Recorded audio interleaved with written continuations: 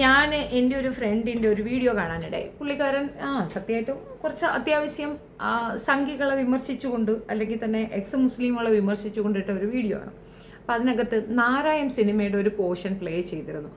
നമ്മൾ മനസ്സിലാകാതെ നമ്മൾക്കിടയിലേക്ക് നമ്മളുടെ ഉള്ളിലേക്ക് കുത്തിക്കയറ്റുന്ന ഒരു പ്രത്യേകതര സംഗതി അതിനകത്തുണ്ട്. അതുകൊണ്ട് അതെടുത്തൊന്ന് റിയാക്ട് ചെയ്യാന്ന് വെച്ചു.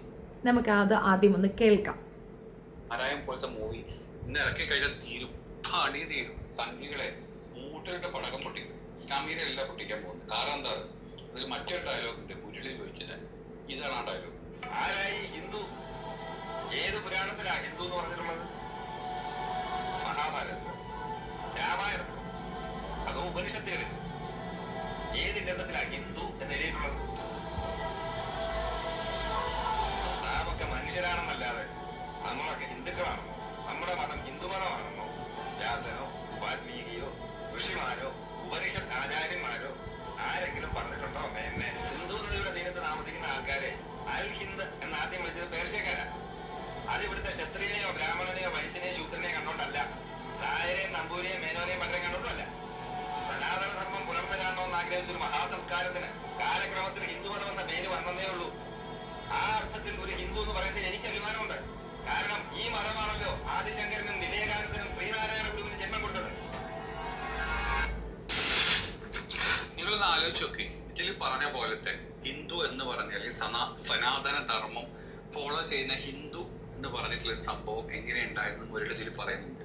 ഇന്നെങ്ങാനാണ് ഈ സിനിമ ഇറങ്ങിയിരുന്നെങ്കിൽ ഈ മൂവിക്ക് സെൻസർ ബോർഡ് ആയിട്ടും ഒരു സെൻസർ ബോർഡ് വരത്തില്ല സഹവും, ഒരിക്കലുമല്ല, അങ്ങനെ ഒരിക്കലുമല്ല. ഈ പറയുന്ന സനാതന ധർമ്മം എന്താണ് എന്ന് ഞാൻ പല പ്രാവശ്യം പലയിടങ്ങളിൽ ഞാൻ എക്സ്പ്ലെയിൻ ചെയ്തിട്ടുണ്ട്. എന്നാലും ഇത് റിപ്പീറ്റേഷൻ, ബട്ട് അത് പറയുക എന്നുള്ളതാണ്. അപ്പോൾ പുള്ളി പറയുന്നതിൻ്റെ ഇടയ്ക്ക് തന്നെ ഒരു വാക്ക് വരുന്നുണ്ട്, മേനനേന്ന്. അവിടെ ഉണ്ട് ജാതീയത, അവിടെ തന്നെ ഉണ്ട്. പുള്ളിക്ക് എന്താ ആ പറഞ്ഞ വ്യക്തിയുടെ പേര് വിളിക്കാതെ മേനേന്ന് വിളിക്കണം. അപ്പോൾ മേനോൻ ഉണ്ട് എന്നല്ലേ എൻ്റെ അർത്ഥം.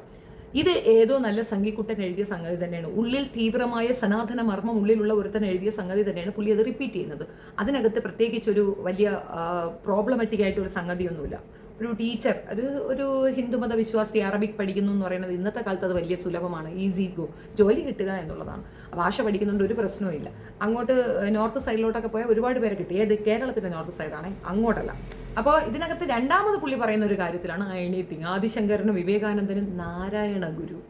അച്ചോടാ, അതിൻ്റെ കൂടെ സനാതന ധർമ്മത്തിനെ പറ്റി ഒരു പുകഴ്ത്തലും. എന്താണ് സനാതന ധർമ്മം? വർണ്ണാശ്രമ ധർമ്മം തന്നെയാണ് സനാതന ധർമ്മം. ചാതുർവർണ്ണ്യം, വർണ്ണത്തിൽ അടിസ്ഥാനപ്പെടുത്തിയ സനാതന ധർമ്മം തന്നെയാണ് അവർ ഫോളോ ചെയ്യുന്നത്. ഈ വർണ്ണാശ്രമം എന്ന് പറയുന്നത് ചാതുർവർണ്ണത്തിൽ ബേസ് ചെയ്താണ്. ചാതുർവർണ്ണ്യം എന്ന് പറയുമ്പോൾ 4 വർണ്ണങ്ങൾ അത് അയാൾ പറയുന്നുണ്ട്. പക്ഷെ അതിനെ കുറച്ചുകൂടെ മോഡിഫൈ ചെയ്ത് പറയുന്നു. പുള്ളി ബാക്കിയുള്ള കമ്മ്യൂണിറ്റി ഒന്നും പറയുന്നില്ലല്ലോ, എന്തുകൊണ്ട് എടുത്തു പറയുന്നില്ല? അങ്ങനെ ഒരു അംഗീകാരം അവർക്കുണ്ടായിരുന്നെങ്കിൽ ഇവിടെ എന്തിന് സത്യാഗ്രഹങ്ങൾ നടന്നു? ഇവിടെ എന്തിന് ഇതേപോലെ കുളങ്ങൾ വെട്ടി നിറയ്ക്കപ്പെട്ടു? അമ്പലത്തിൽ കയറാൻ സമ്മതിക്കാതിരുന്ന എന്തുകൊണ്ടാണ്? മറ്റു മതവിശ്വാസികളെയല്ലോ വെട്ടിയത്, സ്വന്തം ജാതിക്കാരെ തന്നെയല്ലേ. എന്തുകൊണ്ടത് ചെയ്തു? അവിടെ 4 വർണ്ണങ്ങൾക്ക് മാത്രമേ മൂല്യമുള്ളൂ. അത് പറയുന്നത് അവരുടെ ദൈവവുമാണ്.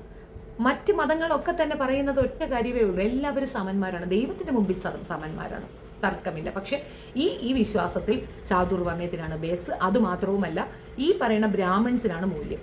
ബാക്കി വരുന്ന 3 വർണ്ണങ്ങൾ ആദ്യത്തെ വർണ്ണത്തിനെ ഫോളോ ചെയ്യുക, അവരെ സപ്പോർട്ട് ചെയ്യുക, അവർക്ക് വേണ്ടി ജീവിക്കുക, അവരെ സെർവ് ചെയ്യുക എന്നുള്ളതാണ്.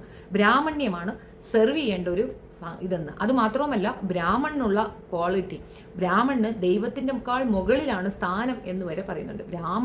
ബ്രാഹ്മണനായിട്ട് ജനിക്കുക എന്ന് പറയുന്നത് തന്നെ പുണ്യജന്മമാണ്, അത് ഭയങ്കരമാണ്. ബ്രാഹ്മണൻ റേപ്പ് ചെയ്താൽ കൊല്ലാൻ പാടില്ല, കണ്ടില്ലേ? അതുകൊണ്ട് അവിടെ തെളിവുണ്ടായിട്ട് പോലും ഗുജറാത്തിലെ അവന്മാരെ കൊണ്ടുവന്ന് ചെയറിലിരുത്തി മാലയിട്ട് സ്വീകരിക്കുന്ന സീനാരിയോ നിങ്ങൾ കാണുന്നില്ലേ? അതുകൊണ്ടാണ് ബ്രാഹ്മണന്മാർക്ക് അതൊക്കെ ചെയ്യാം, റേപ്പൊക്കെ ചെയ്യാൻ കുഴപ്പമില്ല, അതൊക്കെ നമ്മൾ അക്സെപ്റ്റ് ചെയ്യേണ്ട കാര്യമാണ്. അപ്പോൾ വൈശ്യൻ, ശൂദ്രൻ, ക്ഷത്രിയൻ, ബ്രാഹ്മണൻ, ചാതുർവർണ്ണ്യം മമ സൃഷ്ടി എന്ന് പറയുന്നത് കൃഷ്ണനാണ്. അങ്ങനെ ഒരു ദൈവം പോലും അവർക്കുണ്ട്. വ്യത്യാസങ്ങളുണ്ടോ ഇല്ലയോ എന്നുള്ളതൊക്കെ നിങ്ങൾ അവരുടെ പുസ്തകങ്ങൾ വായിച്ചാൽ മനസ്സിലാവും. ഞാൻ അതിലേക്കൊന്നും പോകുന്നില്ല. പക്ഷെ ഇതേപോലുള്ള സിനിമകൾ ഇപ്പോൾ വരേണ്ട ഒരു ആവശ്യഘട്ടം ഉണ്ടോ എന്ന് ചോദിച്ചാൽ ഇല്ല എന്ന് ഞാൻ പറയും. കാരണം മനുഷ്യർക്ക് ഇത് മനസ്സിലാകത്തില്ല. നമ്മുടെ പിൻതലമുറ അനുഭവിച്ചത് ആ വർഗത്തിലുള്ള അല്ലെങ്കിൽ ആ വിഭാഗത്തിലുള്ളവർക്ക് മാത്രം മനസ്സിലാവുന്ന ഒരു കാര്യമാണ്. ഇപ്പോഴത്തെ തലമുറയ്ക്ക് ഇങ്ങനത്തെ ഒരു പ്രോബ്ലംസ് ഒന്നും ഇതുവരെ ഫേസ് ചെയ്യേണ്ടി വന്നിട്ടില്ല. അതുകൊണ്ട് അവർക്കത് മനസ്സിലാവത്തില്ല.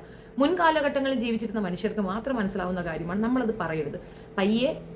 പതിയെ RSS ഇങ്ങനെ നമ്മളെ വിഴുങ്ങുമ്പോൾ പതിയെ ആ കാലഘട്ടത്തിലേക്ക് ഇവർ നടന്നു നീങ്ങും. പ്രശ്നമില്ലാത്ത നമ്മളെന്തിനാ അതിനെപ്പറ്റി പറയാൻ പോകുന്നത്?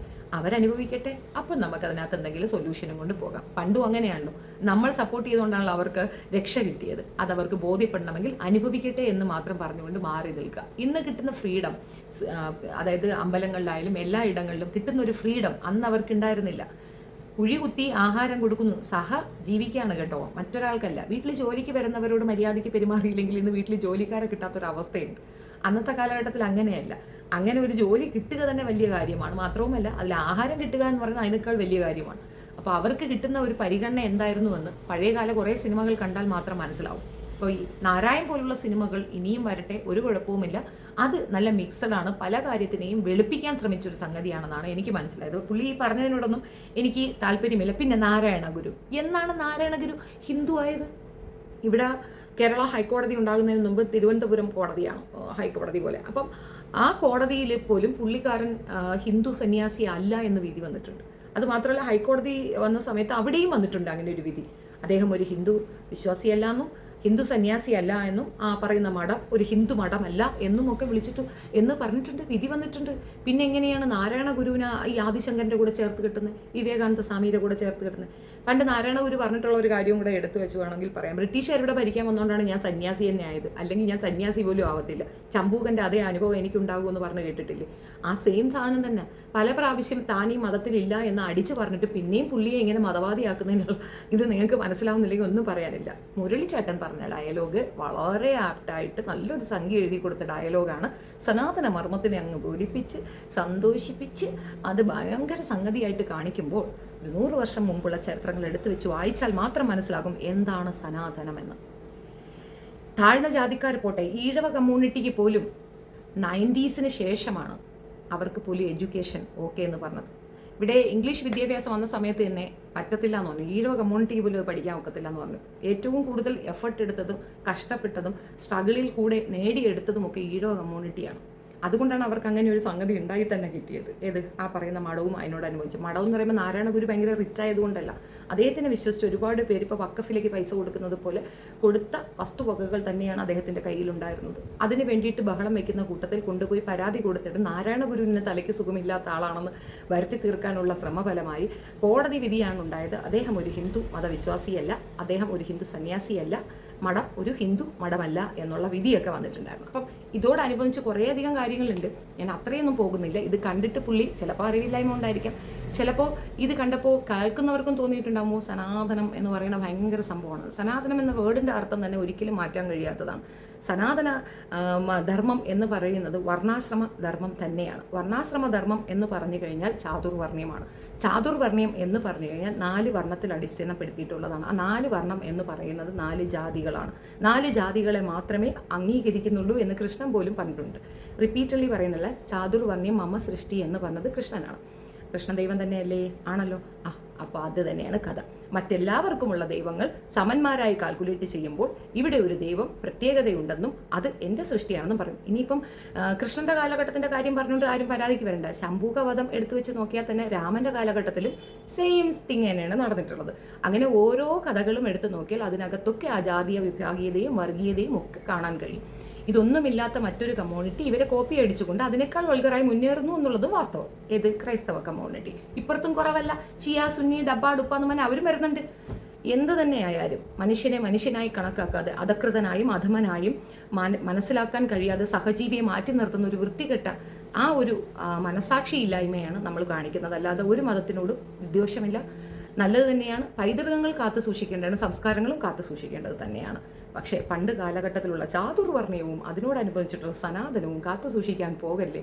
അത് ചരിത്രങ്ങൾ വായിച്ചാൽ മാത്രം മനസ്സിലാക്കാവുന്ന കാര്യങ്ങളാണ്. ചെറുമൻ പയ്യനും ചെറുമി പെണ്ണിനും ഒക്കെ അനുഭവിക്കേണ്ടി വന്ന കൊടും ക്രൂരതകൾ പറഞ്ഞാൽ തീരില്ല. ബ്രിട്ടീഷുകാരെ മാത്രമാണ് നിങ്ങൾ കുറ്റപ്പെടുത്തുന്നത്. ബ്രിട്ടീഷുകാർ എത്രയോ പാവങ്ങളായിരുന്നു എന്ന് പണ്ടത്തെ നാട്ടുവാഴികളെയും നാട്ടുരാജാക്കന്മാരുടെയൊക്കെ കഥ എടുത്ത് വെച്ച് വായിച്ചു നോക്കിയാൽ നിങ്ങൾക്ക് മനസ്സിലാകും. സിമ്പിൾ പരിപാടിയാണ്, കുറച്ച് മെനക്കെടണം, അത്രയേ ഉള്ളൂ. ഇതൊക്കെ അവൈലബിൾ ആണ്, നെറ്റിലും അവൈലബിൾ ആണ്. ആൻഡ് ലൈബ്രറികളും പോയാൽ നിങ്ങൾക്ക് ഇതൊക്കെ വായിച്ചാൽ മാത്രം മനസ്സിലാകും. ഒരു കാരണവശാലും അക്കാലഘട്ടങ്ങൾ തിരിച്ചു വരണമെന്ന് ആഗ്രഹിക്കരുത്. പലരും നൊസ്റ്റാൾജിയയുടെ ബേസിൽ പറയുമ്പോൾ പഴയ കാലഘട്ടം സുന്ദരമായ കാലഘട്ടം ആയിരിക്കാം. പക്ഷേ നമ്മൾ ഇപ്പോൾ ജീവിക്കുന്ന കാലഘട്ടമാണ് ഏറ്റവും സുന്ദരമായ കാലഘട്ടമെന്ന് ഞാൻ പറയും. അത് അറിവില്ലായ്മ കൊണ്ടാണ് നിങ്ങൾ അങ്ങനെ കൺസിഡർ ചെയ്ത് പറയുന്നത്. ഈ പറഞ്ഞ ആൾ മോജോ എൻ്റെ ഫ്രണ്ടാണ്. ബട്ട് സ്റ്റിൽ ഞാൻ അവനോട് പേഴ്സണലി പറഞ്ഞിട്ട് തന്നെയാണ് ഞാൻ വീഡിയോ ചെയ്യുന്നത്. ചില പിടിപ്പുകേടുകൾ, ചില അറിവുകേടുകൾ നമ്മൾ തിരുത്തി പോകണം എന്നുള്ളത് കൊണ്ട് അവൻ തന്നെ നിർദ്ദേശിച്ചിട്ടാണ് ഞാൻ ഇങ്ങനെ ഒരു പബ്ലിക്കിൽ ഇട്ടത്. Thank you so much. മനസ്സിലാക്കിയതിന്. ചിലർക്കൊന്നും നമ്മൾ പറയുന്നത് ഇഷ്ടപ്പെടത്തില്ല. ഉടനെ പറയോ ഒരു പഠിപ്പുകാരി വന്നിരിക്കുന്നു എന്ന് പറയും. അങ്ങനെയൊന്നും പറയാതെ ശരിയായിരിക്കാം, ഞാനിത് നോക്കിയിട്ടില്ല, ഗൗനിച്ചില്ല എന്ന് പറഞ്ഞിരുന്നു. എനിവേ, നിങ്ങൾക്ക് വീഡിയോ ഇഷ്ടപ്പെടുകയാണെങ്കിൽ ലൈക്ക് ചെയ്യുക, ഷെയർ ചെയ്യുക ആൻഡ് കമൻറ്റ് ചെയ്യുക. നിങ്ങളുടെ അഭിപ്രായം അറിയാൻ ആഗ്രഹമുണ്ട്. ഇഷ്ടപ്പെടുകയാണെങ്കിൽ ഷെയർ ചെയ്യുക, ഇല്ലെങ്കിൽ കുഴപ്പമൊന്നുമില്ല. Thank you so much.